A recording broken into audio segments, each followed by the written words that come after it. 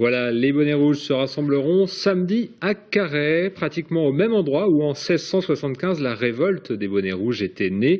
Entre le mouvement du XVIIe siècle et celui de 2013, la filiation est-elle véritable? 3 historiens en doutent et l'ont fait savoir dans une tribune. Fanch Roudot, bonjour. Bonjour. Vous êtes l'un des auteurs de cette tribune avec 2 autres historiens, Alain Croix et André l'Espagnol, et vous semblez agacé par des propos comme ceux que tient régulièrement Christian Troadec, le maire de Carhaix, que l'on écoute tout de suite. Il y avait un impôt de trop qui arrivait au plus mauvais moment en Bretagne, alors même que l'économie va très mal. Donc évidemment, les gens ont dit non, comme l'histoire du papier timbré en 1675. Voilà, c'est le symbole des bonnets rouges. Donc voilà, on est dans ce dispositif-là et aujourd'hui, on est autant force de proposition qu'en résistance pour dire non à ce qui paraît injuste pour la Bretagne. C'est le collectif qui a pris ce symbole et je trouve que c'est un bon symbole. C'est celui du pays, en plus de Carhaix, du pays bigounin, qui ont eu à justement se révolter contre le papier timbré en 1675 et qui, la révolte a été matée très durement, il est vrai, à cette époque. Mais il ne faut pas oublier que les bonnets rouges, c'était aussi des forces de proposition. Il y avait le code paysan, les cahiers de doléances, un siècle avant la Révolution française, qui ont permis aussi à la Bretagne de faire entendre sa voix à ce moment-là. Mais elle a payé chèrement, et on le sait, Paris s'est vengé ensuite. Voilà, mon Paris se venge encore un peu aujourd'hui contre nous. Alors, Fanch Roudot, vous n'êtes pas tout à fait d'accord avec Christian Troadec et vous parlez même de manipulation de l'histoire. Le collectif, pour vous, a récupéré un symbole, mais la cause n'est pas la même. La cause nous paraît assez largement différente et de toute façon c'est vrai qu'il est difficile d'établir des parallèles entre ce qui s'est passé au XVIIe siècle et ce qui se passe actuellement.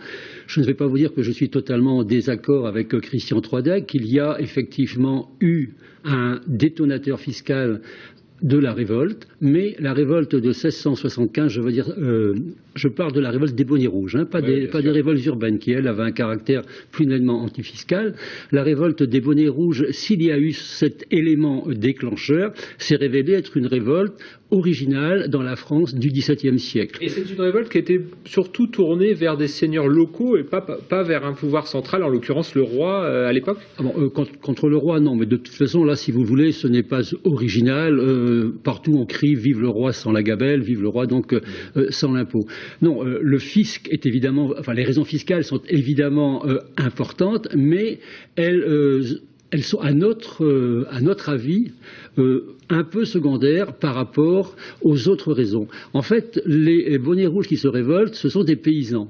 Et ces paysans se révoltent contre tout ce qui les exploite, tout ce qu'ils considèrent comme leurs exploiteurs. Et parmi ces exploiteurs, il y a bien évidemment donc les agents du fisc, il y a aussi le clergé, puisque le clergé prélève une part sur la récolte que l'on appelle la dîme, et surtout les seigneurs. Ces seigneurs qui d'ailleurs ne sont pas tous nobles, disons les seigneurs et les propriétaires fonciers. Et aujourd'hui, donc en 2013, par contre, vous avez noté, vous, en tant qu'historien, une différence, c'est-à-dire que le mouvement, finalement, a choisi ce symbole du bonnet rouge, mais rassemble des gens qui sont d'horizons et de revendications, finalement, très, très diverses. Oui, c'est une des raisons pour lesquelles nous avons publié cette tribune, enfin nous avons écrit cette tribune qui a été publiée donc, dans les journaux régionaux, mais, comment dire, une des choses aussi qui nous paraît... comment dire, un peu étrange dans cette récupération du symbole des bonnets rouges, c'est l'attribution, et Christian Troadec vient de refaire, si vous voulez, de refaire, disons, la même confidence, qui d'ailleurs n'en est pas une, puisqu'il le proclame haut et fort, c'est Paris qui est responsable de tous les maux.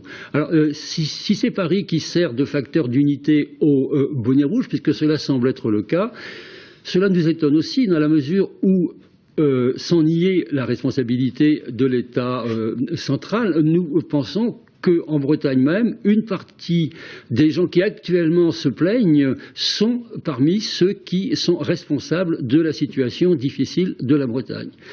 Fanch Roudot, merci beaucoup d'être venu refaire un point d'histoire. On peut signaler d'ailleurs que ce livre, qui était Les bonnets rouges, paraît en ce moment chez Scolvrez. Il est signé Michel Nassier, que vous connaissez d'ailleurs. Michel Nassier est aussi un très bon connaisseur de la Bretagne des XVIe et XVIIe siècles. Vous m'avez montré son ouvrage, je ne le connaissais pas, donc je ne peux pas vraiment en faire une analyse. Sinon, on peut aussi conseiller aux téléspectateurs un film qui a été justement réalisé à l'initiative d'Alain Croix il y a 20 ans et qui est en accès libre sur Internet. Bonnet rouge, Créa, C-R-E-A, et vous pouvez donc... Voilà, bonnet rouge, Créa. Juste, c'est bientôt Noël, alors entre le livre et le bonnet rouge, on vous propose quoi? Le livre. Le livre, voilà.